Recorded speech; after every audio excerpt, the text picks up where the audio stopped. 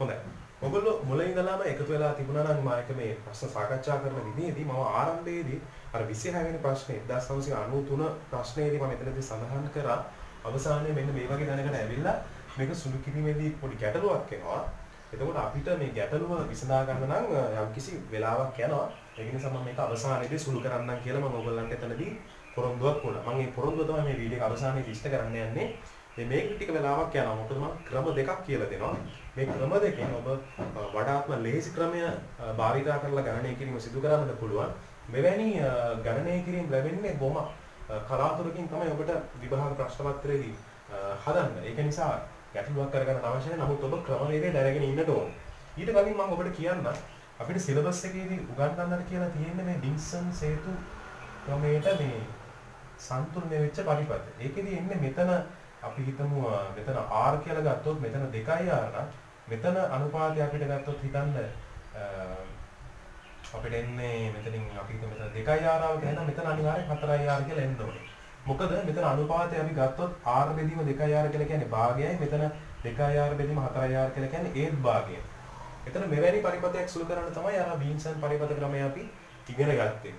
නමුත් මේ සමහර අවස්ථාවක හිතන්න මේකට කිසිම සම්බන්ධයක් නැති ක්‍රමවේදයක් ආවද මෙහෙම 5යි දැන් අනුපාතය මෙතන දෙන්නේ 2 බෙදීම 5යි මෙතන එන්නේ 1 බෙදීම 2යි. ඔය අනුපාතය. මෙවැනි ආකාරයක පරිපථයක් හදිස්සියෙන් මැද තිබුණා අපි හිතන්න නිකන් r කියලා විශාලත්වය. මේ වගේ පරිපථයක් බීන්සන් පරිපථයක් නෙමෙයි. මේක සුළු කරන්න අපි සිලබස් එකේ ක්‍රමවේදයක් දන්නේ නැහැ. මේකට සිලබස් එකෙන් පිට ක්‍රමවේදයක් තියෙනවා ස්ටාර් ඩෙල්ටා ක්‍රමය කියලා. මෙවැනි ක්‍රමවේද අපි මෙතනදී භාවිතා කරන්න යන්නේ නැහැ. ඒක නිසා ඒ ගැන ගැටලුවක් කරගන්න එපා. නමුත් සිලබස් එකේදී මේ පැරණි සිලබස් එකේදී මේක ගොඩක් වෙලාවට අපි දැක්කා. මෙන්න මෙවැනි පරිපථ ගැන නෙමෙයි අපි කතා කරන්නේ. අසමාන ප්‍රතිරෝධ තියෙන පරිපථ නෙමෙයි. මේකේ තියෙන විශේෂත්වය තමයි අනුපාතය මාරු වෙලා ඇවිල්ලා තියෙන්නේ. මම ඔයගොල්ලන්ට කලින් කියනවා මේක බෙදුවාම එන අනුපාතය 1ට 3යි මේක බෙදුවාම එන්නේ 3යි. මේ අනුපාතය මාරු වෙලා තියෙන බීන්සන් පරිපථයකට පොඩි වෙනස්කමක් තමයි වෙලා තියෙන අනුපාතය මාරු වීම නිසා. මෙන්න මෙවැනි පරිපථයක් හදන්න පුළුවන් ක්‍රමවේද දෙකක් තියෙනවා. මේ ක්‍රමවේද දෙකෙන් මම මුලින්ම ඔයගොල්ලන්ට කියලා දෙන්නේ නැහැ අමාරු ක්‍රමවේදය. කවුරුහරි කෙනෙක් මේ ක්‍රමවේදේ කැමති නැත්නම් ඔයගොල්ලන්ට පුළුවන් මේ වීඩියෝ එක මෙතනින් ඉස්සරහට රිවයින්ඩ් කරලා ඔයගොල්ලන්ට ලේසි ක්‍රමය දක්වා ගිහලා එතන ඉඳලා මේ වීඩියෝ එක බලන්නත් පුළුවන්. අමාරු ක්‍රමය තමයි මම ඔයගොල්ලන්ට කියලා දෙන්නේ කර්ජ් ඔෆ් මෙතඩ් එක. කර්ජ් ඔෆ් මෙතඩ් එකේදී අපි මේ සම්පූර්ණ පද්ධතියේ සමකය හොයන්න යනකොට සමක ප්‍රතිරෝධ හොයන්න යනකොට මම කරන්නේ බාහිරින් මේකට මෙන්න මෙවැනි ආකාරයක විභවාන්තරයක් සපයනවා. අපි හිතමු සපයන විභවාන්තරය E කියලා. එතකොට මෙතනින් ඉවතට ගලාගෙන යන ධාරාව I කියලා ගත්තොත් හිතන්න මම මේ සම්පූර්ණ සම්ප්‍රයුක්තේ මට හොයාගන්නට පුළුවන් වුණා සමකය R equivalent ලෙස. සමකය මම R equivalent එහෙම නැත්නම් R සමක කියලා ගත්තොත් මෙන්න මේ ආකාරයට සරල සම වෙනවා පරිපථය. මේ සම්පූර්ණ පරිපථයේම සමකය මම ගත්ත R equivalent කියලා මම හොයුවට පස්සේ එන අවසන් ප්‍රතිඵලය. ඒතකොට මේ කෝෂයේ මේ විදිහටම තියෙනවා කෝෂයෙන් ගන්න ධාරාව I ම තමයි. මෙතනට කර්ජ් දැම්මොත් ඔයගලන්ට එන්නේ I වතාවක් R equivalent සමානයි E. මෙතනින් R equivalent උක්ත කරොත් එනවා ඔබට E බෙදීම I කියලා. දැන් එනම් මේක තමයි තියරි එක. මේ ඔබ දකින්නේ තියරි එක. මේ තියරි එකේ ඔබ දකින්න දේ තමයි අපිට මේ පරිපථයේ E බෙදීම I කියලා අනුපාතයක් හොයාගන්න පුළුවන් වුණොත් ඒ E බෙදීම I කියන අනුපාතය R equivalent එහෙම නැත්නම් මේ පරිපථයේ සමකයට සමාන වෙනවා. ඒතර මේ ඔස්සේ තමයි අපි එහෙනම් අපේ ගොඩනැගීම සිදු කරන්නට උත්සාහ කරන්නේ. එහෙනම් අපි බලමු එම ගොඩනැගීම සිදු කරන්නට මුලින්ම යනවා කර්ජ් ඔෆ්ගේ පළමුවන නියමය යොදන්න. මෙතන ඉන්න I ධාරාව මම හදා ගන්නවා මේ පැත්තට යනවා I නෝට් ධාරාවක්. එහෙනම් අපි අනිවාර්යෙන් ගන්නවා පහළට යන්න ඕනේ I ඍණ I නෝට් කියලා. ඊට පස්සේ මෙතන ඉන්න I නෝට් ධාරාව නැවත අපි තුමු පහළට මේ ප්‍රතිරෝධය R බෙදීම 2ක් කියලා ආවේ. අපි ඒක සටහන් කරගන්නවා R බෙදීම 2ක් කියලා. ඒක අපවෙන අපි ගණනේ හොයද්දී අපිට ආවේ R බෙදීම 2ක් කියලා.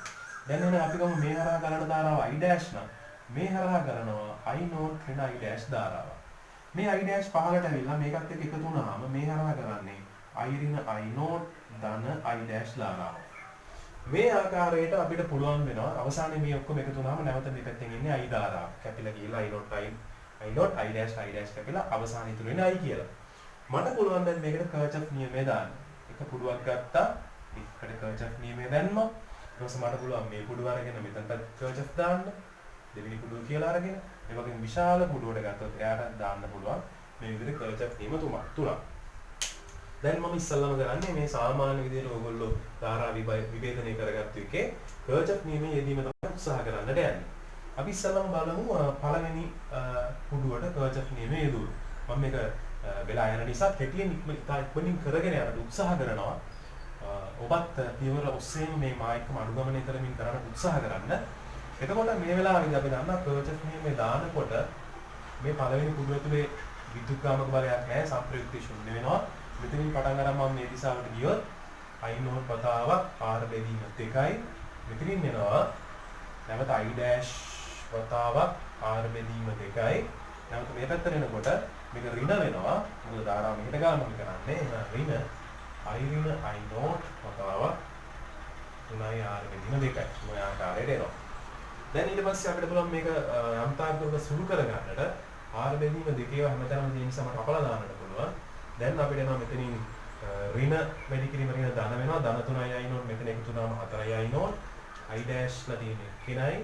ඒ වගේම මෙතන එනවා ඍණ 3යි I කියන. right. මෙන්න මේ වගේ තමයි සමීකරණය මේ පළවෙනි සමීකරණ අපි ලියාගන්න. මම යනවා නැවත දෙවන පුඩුවට. දෙවන පුඩුවට ගිහිල්ලා මම යදුවොත් දෙවන පුඩුවේදී අපි හිතමු මෙතනින් පටන් අරන් වටේනවා කියලා. I dash සම්ප්‍රයුක්ත විදුක්කාමක බලය එහිදී බිඳුවයි. දැන් මෙතන එනවා I dash R බෙදීම 2යි. මෙතන එනවා ධන R බෙදීම 2 වතාවක් I ඍණ I නෝට් ඍණ I dash සරිණ නෙමෙයි ධන I dash. මෙතනින් ගත්තොත් අපිට එන්නේ ඍණ ලකුණත් එක්ක I නෝට් ඍණ I dash වතාවක් 3යි R බෙදීම 2යි. ඔබ දන්නවා ඍණ ලකුණ එන්නේ කියලා හේතුව. ධාරාව ගමන් කරන්නේ මම ගන්න දිශාවට ප්‍රතිවිරුද්ධ. දැන් අපිට පුළුවන් R බෙදීම 2 ටික කපලා දාන්න. මෙතනින් සුළු වෙලා එනවා. මෙතනින් I dash එකක් තියෙනවා. මෙතනින් I dash එකක් තියෙනවා 2යි I dash. මෙතනින් ඍණ I සුළු වෙලා එන ධනයි මේ තුනෙන් වැඩි වුණාම 3යි I dash කියලා කියන්නේ 5යි I dash. මෙතනින් එනවා I එකක්. ඒ I එක විතරයි ඉතුරු වෙන්නේ. මෙතනින් එනවා ඍණ I නෝට්. මෙතනින් එනවා ඍණ 3යි I නෝට්. ඒ කියන්නේ ඍණ 4යි I නෝට්. සමානයි බිඳුව. දෙවෙනි ප්‍රශ්නේ. දෙවෙනි සමීකරණ අපිට ඒ විදිහට ලැබෙනවා. අපි දැන් ඊළඟට යනවා මේ ප්‍රධාන පුඩුවට දාන්න. ප්‍රධාන පුඩුව 3 කියලා ගත්තොත් මම ඒ තමයි මේ අපි දකින මේ කෝෂයක් එක්ක තියෙන පුඩුව. එතනට කර්චොෆ්ගේ දෙවෙනි නියමය දැම්මොත් එහෙම විදුක්කාමක බලය E ඒ කෝෂය විතරයි තියෙන්නේ. දැන් එනවා අපිට 3යි R බෙදීම 2 වතාවක් I ඍණ I නෝට්. මෙතනින් එනවා R බෙදීම 2 වතාවක් I ඍණ I නෝට් ධන I dash ඔය විදිහට එනවා. දැන් මෙතන අපි නොදන්න පද තියෙනවා I නෝට් සහ I dash. මම අවසානයේ E බෙදීම I දක්වා ගේන්න ඕන. එහෙනම් මේ සම්පූර්ණ ප්‍රකාශනයේ E තියෙනවා I තියෙනවා. මේ I නෝට් සහ I dash වෙනකොට I ඇතුළේ ආදේශ කරගත්තා නම් මට පුළුවන් මේකට මේ E බෙදීම I කියලා අවසානයේ ප්‍රකාශනයක් ගොඩනගාගෙන R ඇසුරින් පිළිතුරක් ලබා ගන්නට පුළුවන් හැකියාව තියෙනවා. එහෙමනම් මම කරන්න උත්සාහ කරන්නේ මේ සමීකරණ දෙක විසඳලා I සමාවෙන් I dash I note I ඇසුරින් ප්‍රකාශන ගන්න එක තමයි කරන්න ඕනේ. ඔබට මෙතන තේනවා නම් හොඳට බලන්න. මෙතන ධන 4යි I නෝට් ඔබ දකිනවා. මෙතන ඍණ 4යි I නෝට් ඔබ දකිනවා. සමීකරණ දෙක එකට එකතු කරා නම් I නෝට් කැපිලා යනවා. එහෙනම් මම මුලින්ම කරන්නේ 1 ධන 2 කියලා ගත්තොත් දැන් බිඳුවයි 5යි කියන්නේ 6යි I dash. මෙතනින් එනවා ඍණ 2යි I 4යි I නෝට් 4යි I නෝට් කැපිලා යනවා. දැන් අපිට එනවා එහෙනම් I dash කියලා කියන්නේ I බෙදීම 3යි කියලා ලැබෙනවා. ඒක ආදේශ කරන්න පුළුවන් ඔබට කැමති ප්‍රකාශනයකට මම හිතන්නම් එකයි ආදේශ කරා කියලා. එකයි ආදේශයක් දුන්නොත් අපිට හම්බ වෙනවා මෙතනදී අපි බලමු මෙතනදී හම්බ වෙනවා 4යි I නෝට් ධන I dash වෙනකොට දානවා I බෙදීම 3යි. මෙතන ඍණ 3යි I සමානයි බිඳුවට. දැන් මේක අපිට සුළු කරොත් අපිට ලැබෙන්නේ 4යි I නෝට් මෙහා එහා පැත්තට ගියොත් ධන 3යි I ඍණ I බෙදීම 3යි. ඒක සුළු කරොත් එන්නේ 9යි. ඒ කියන්නේ 8යි I බෙදීම 3යි. මෙන්න මේ ආකාරයට. එතනින් සුළු නාම 2යි එහෙනම් I නෝට් එනවා 2යි I බෙදීම 3යි කියලා එන්නේ. මම හිතනවා ඔබට සුළු කිරීම තේරෙන්නට ඇති. මම මේ සුළු කිරීම සුත් කරගෙන යනවා. එතකොට මෙතන 3යි R බෙදීම 2යි I නෝට් වෙනුවට ආවේ අපිට 2යි I බෙදීම 3යි. right මෙතන ඉන්නේ R බෙදීම 2යි I ඍණ I නෝට් කියලා කියන්නේ 2යි I බෙදීම 3යි. මෙතන ඉන්නේ I බෙදීම 3යි. දැන් අපි දන්නා ඔක්කොම I වලින් තමයි ප්‍රකාශනය ඇවිල්ලා තියෙන්නේ. මම මේක ඉතිරිය මෙතනින් හදාගෙන යන්නම්.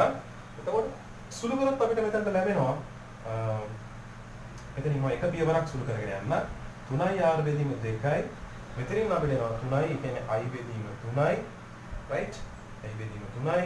ධන මෙතන r බෙදීම 2යි වතාවක්.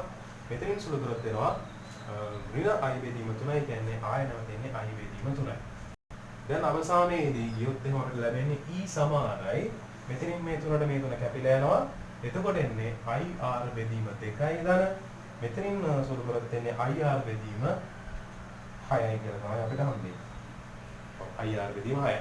දැන් අපිට තියෙන්නේ මේක පොදු හරය ගන්න 6ට ගෙනාවොත් මේක 3ෙන් වැඩි වෙන්න ඕනේ. සමානයි. මෙතන 2යි i බෙදීම 3ක් කියලා තමයි එන්න ඕනේ. මොකද අපි දන්නවා මෙතන පොදු හරය ගන්න පොදු හරය 3 නිසා මෙතන සුළලා යන්නේ ඍණ i බෙදීම 3යි.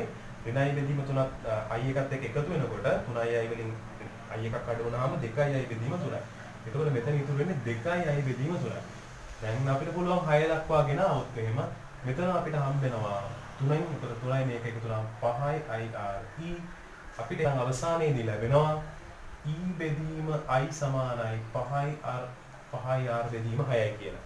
එහෙමනම් e බෙදීම i කියලා කියන්නේ r equivalent සමාන වෙනවා. ඒ කියන්නේ මේකේ සමකය අපිට 5i r බෙදීම 3යි ලෙස ලැබෙනවා. එහෙනම් පිළිතුර විදියට අපිට බාර ගන්න වෙන්නේ 4 වෙනි පිළිතුර. ඒතර මේ විදියට තමයි මම අර කියපු කර්චොෆ්ගේ අමාරු ක්‍රමයට හදාගෙන ගියොත් කර්චොෆ් නියම දාලා අමාරු ක්‍රමයට හදාගෙන ගියොත් හදාගන්න විදිය. දැන් මේක තමයි පොඩි ලේසි ක්‍රමයකුත් තියෙනවා. මේ විදියටම හදනකොට අපි යම්කිසි ලේසි ක්‍රමයක් තියෙනවා. මම මේ ලේසි ක්‍රමය දැන් ඊළඟට ඔයගලන්ට උගන්වන්නට යන්නේ. දැන් අපි යමු ලේසි මෙතඩ් එකට හදන්න මේක. ඒකෙදිත් අපි අර මෙතඩ් එකම තමයි පාවිච්චි කරන්නේ. අපි කෝෂයක් පිටින් සම්බන්ධ කරනවා ගලන ධාරාව i කියලා ගත්තොත් මේ වෙලාවෙදිත් අර විදියටම මේකේ සම්ප්‍රයුක්තය එහෙම නැත්නම් සමකය r equivalent කියලා ගත්තොත් අපිට එනවා e බෙදීම i කියලා කියන r equivalent සමානයි කියන කාරණාව තමයි මෙතනදී පාවිච්චි කරන්නේ. මෙතනදී අපි පොඩි දත්තයක් පාවිච්චි කරලා මේ ගාන ටිකක් ලේසියෙන් කලින්ට වඩා ලේසියෙන් හදන්න උත්සාහ කරන එක තමයි කරන්නේ. මේ වෙලාවට අපි බලමු මේක ධාරා මාක් කරගන්න විදිහ අනුව තමයි ඒක තීරණය කරන්නේ. කර්චොෆ්ගේ පළවෙනිම දාන විදිහ. අපි මෙතන ඉන්න ධාරාව දැන් i කියලා ගත්තොත් මෙහෙට යන ධාරාව ඔබට ගන්නට පුළුවන් i නෝට් කියලා. එහෙනම් මෙහෙට යන්න අපි දන්නවනේ දැන් i රින i නෝට් නේ. ඒ විදිහට ගත්තොත් මේක මෙන්න මෙවැනි පරිපතවල විතරයි මේක පාවිච්චි කරන්න පුළුවන්. ඒක නිසා ඒ අවබෝධයත් ඔළුවේ තියාගන්න. ඔබට පේනවා ඇති මෙතන තියෙන 3ir බෙදීම දෙකම තමයි මෙතනත් 3ir බෙදීම දෙක විදිහට තියෙන්නේ. මෙතන r බෙදීම දෙක කියන එක තමයි මෙතනත් r බෙදීම දෙක කියලා. කියන්නේ ප්‍රතිරෝධ මාරු වීමක් තමයි වෙලා තියෙන්නේ. ප්‍රතිරෝධ මාරු වෙලා මේක වින්සන් ආකාරයට පවතිනවා නම් මතක තියාගන්න සෑම සමාන ප්‍රතිරෝධයක් කරාම සමාන ධාරා ගලන්නට ඕනේ. එහෙනම් අනිවාර්යෙන් 3ir බෙදීම දෙක හරහා ගලන්නේ i රින i නෝට් නම් මේ හරහා i රින i නෝට් ගලන්න ඕනේ කියලා අපිට උපකල්පනය කරන්නට පුළුවන්. දැන් කර්චොෆ්ගේ නියමයට අනුව මේ පැත්තට ගන්න ධාරාව හොයා ගන්නට වෙනවා. දැන් මෙහෙන් i නෝට් ආවා. i රින i නෝට් ප්‍රමාණයක් මෙහෙට ගියාම ඉතුරු ටික මෙහෙට එන්නේ. එහෙනම් අඩු වෙනවා i රින i නෝට් ප්‍රමාණය. මේ පල්ලෙහාට යන ධාරාව ගත්තොත් i නෝට් ගින් i රින i නෝට් ප්‍රමාණයක් අඩු වුණොත් අපිට ලැබෙන්නේ උත්තරය 2i i නෝට් රින i කියලායි මෙතන ලැබෙන්නේ. එහෙනම් අපිට ධාරාව ලියා ගන්න පුළුවන් 2i i නෝට් රින i ලෙස. පහළට ගලන ධාරාව. ඒකත් එක්ක මෙතන එකතු වුණාම ඔබට පේනවා ඇති i ටයි කැපිලා යනවා 2i i නෝට් ගෙන් i නෝට් අයින් වෙලා නැවත i නෝට්ම ලැබෙනවා. හරිනේ දැන් r බෙදීම දෙකෙන් i නෝට් r බෙදීම දෙකෙන් i නෝට්. මෙතනින් සුළු වුණාම එළියට නැවත iම ලැබෙනවා. දැන් අපි මේ පරිපතේ සුළු කරන්න තමයි යන්නේ කර්චොෆ්ගේ නියමය අතර. අපිට කැමති පරිපතයක් ගන්නට පුළුවන්. මේ වෙලාවේදී බලන්න මම ගන්න මෙන්න මේ විදිහට. කර්චොෆ් නියම දාන්න පාවිච්චි කරනවා. මම මුලින්ම ඔබට කැමති එකක් ගන්න කිසි ගැටලුවක් නැහැ. හරිද? ඉස්සෙල්ලා මම ගන්නවා මෙන්න මේම සම්බන්ධයක්. ඔබට පේනවා ඇති මෙතන විද්‍යුත්ගාමක බලය E. මේ දෙපැත්තේ අග්‍රය ගත්තොත් A සහ B කියලා මේ A සහ B අතර පවතින විභවාන්තරය එනම් කෙලින්ම ඊට සමාන වෙනවා. එතකොට අපිට පුළුවන් මේ වෙලාවේදී තව දත්තයක් විදිහට පාවිච්චි කරන්න මේ කෙලින්ම මෙතන තියෙන විද්‍යුත්ගාමක බලය එහෙම නැත්නම් විභවාන්තරය A හා B අතර VAB කියන එක අපිට ලියන්න පුළුවන්. කෙලින්ම අපි ඕනම් මේකත් සලකුණු කරගමු C සහ D ලෙස. ඔබට තවත් පැහැදිලි වෙයි එතකොට. එහෙනම් අපිට ලියන්න පුළුවන් VAB ලියන්න පුළුවන්. A සහ C අතර පවතින විභවාන්තරය සහ C හා B අතර පවතින විභවාන්තරයේ එකතුවක් විදිහට ලියන්න පුළුවන්.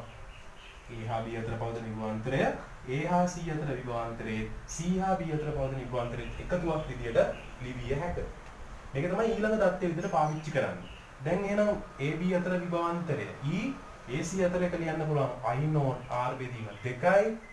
CB අතර ලියන්න පුළුවන් I ඍණ I නෝට් 3යි R බෙදීම 2යි.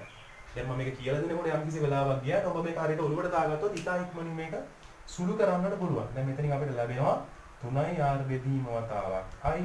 මෙතනින් සුළු කරොත් අපිට ලැබෙන්නේ අපිට ඍණ i not r කියලා තමයි ලැබෙන්නේ සුළු කරොත්. e සමානයි. පළවෙනි සමීකරණය. දැන් ඔන්න එක සමීකරණයක් අපි හොයාගත්තා. නැවත මට පුළුවන් නේද මෙන්න මේ ඔස්සේ හිතන්න.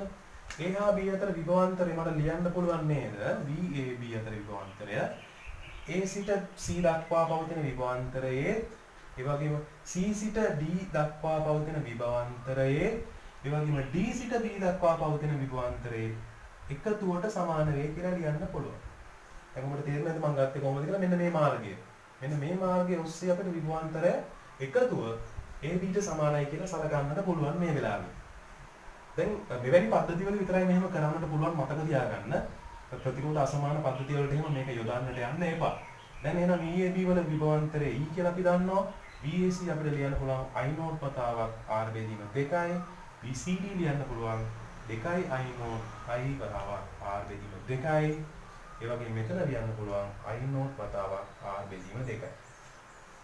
දැන් අපි දන්නවා මේක සුළු කරොත් අපිට එන්නේ I not R මේ දෙක එකට එකතු වුණොත් මෙතනින් එනවා මෙතනින් සුළු වෙලා එතන අපිට එන්නේ I not R මයි එනවා ඍණ I R බෙදීම 2යි. දැන් මේක සුළු කරොත් එන්නේ අපිට 2යි I not R ඍණ I R බෙදීම 2යි. ඔය ආකාරයට සමීකරණ දෙකක් මට ලැබෙනවා. දැන් එහෙනම් මේ සමීකරණ දෙකෙන්ම තේරෙන්නේ එක හා සමානයි කියලා. මොකද ඊට සමාන වෙලා තියෙනවා. මට පුළුවන් 1 සමානයි 2 ලෙස ගන්න. හොඳයි මම සමීකරණ දෙක සමාන කරනකොට මට මේ පැත්තෙන් එනවා පළවෙනි සමීකරණය 3r බෙදීම 2 වතාවක් i ඍණ i not r සමානයි. එහා පැත්තෙන් මට අවිල්ලා තියෙනවා 2යි i not r ඍණ i r බෙදීම 2 ලෙස.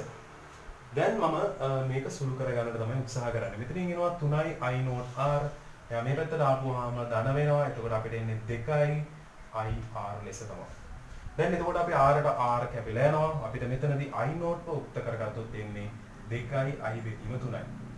දැන් මේ ලබාගත්තු i not කි අගය කැමැති ප්‍රකාශනයකට ආදේශ කරන්නට දෙන්නේ. මම පළවෙනි සමීකරණය ආදේශ කරනවා. ආදේශ කරොත් මට ලැබෙනවා මෙතන e සමානයි 3යි r බෙදීම 2 වතාවක් i ඍණ i not බිඳුවට දානවම 2යි i බෙදීම 3 වතාවක් r. දැන් ඔබට පුළුවන් මේක සුළු කරගන්න. පොදු හරය විදිහට 6 ගත්තොත් මට පුළුවන් මේක වැඩි වෙලා තියෙන්නේ 3න් නිසා 9යි r ලෙසත් මේක වැඩි වෙලා තියෙන්නේ 2න් නිසා අපිට පුළුවන් එතන 4යි r ලෙසත් අරගෙන කැපිටල් i එළියට ගන්න. දැන් අපි දන්නවා එහෙනම් e බෙදීම i ව තමයි හොයාගන්න ඕනේ. සුළු කරගත්තොත් අපිට ලැබෙන්නේ 5යි r බෙදීම 6යි. දැන් මේ විදිහට අපිට පුළුවන් එහෙනම් මෙම පද්ධතියේ සමකය හොයාගන්න. දැන් එහෙනම් ඔබට තීරණය කරන්න පුළුවන් මෙහින් වඩාත්ම ලේසි ක්‍රමය මොකක්ද? පාවිච්චි කරගෙන යන්නට. ඒතකොට මෙතඩ්ස් ටික හරියට දැනගන්න ඕනේ. මේ මෙතඩ්ස් ටික හරියට දැනගත්තොත් අපිට මේ මෙවැනි සංකීර්ණ ගණන් ලේසියෙන් හදන්නට හැකියාව තියෙනවා.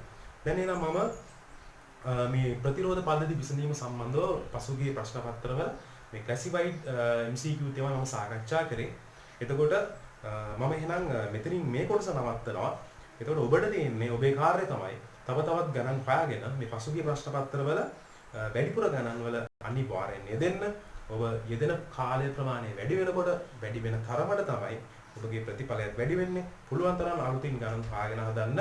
වැඩිපුර ඔබ අනිවාර්යෙන් මේ කාලයේදී පසුගිය ප්‍රශ්න පත්‍ර වලට යොමු වෙන එක තමයි කරන්නට ඕනේ. මොඩුල් ප්‍රශ්න පුළුවන් තරම් දැන් අඩු කරලා පුළුවන් තරම් පසුගිය උසස් පෙළ විභාගයේදී ඔබට ලැබිලා තියෙන ප්‍රශ්න පත්‍ර කිරීමට උත්සාහ කරන්න. එහිදී ඔබට විවිධ රටාවන් හමු වෙවි. ඉතා ලේසියෙන් ඔබට එතකොට විභාගයේදී මුහුණ දීමේ හැකියාව ඔබට ලැබෙයි. එහෙනම් මම ඔබට සුබ වතනවා. ඔබගේ අනාගත වෙනුවෙන් හොඳ අධ්‍යාපනික අනාගතයක් ඔබට ලැබෙන්නට කියලා.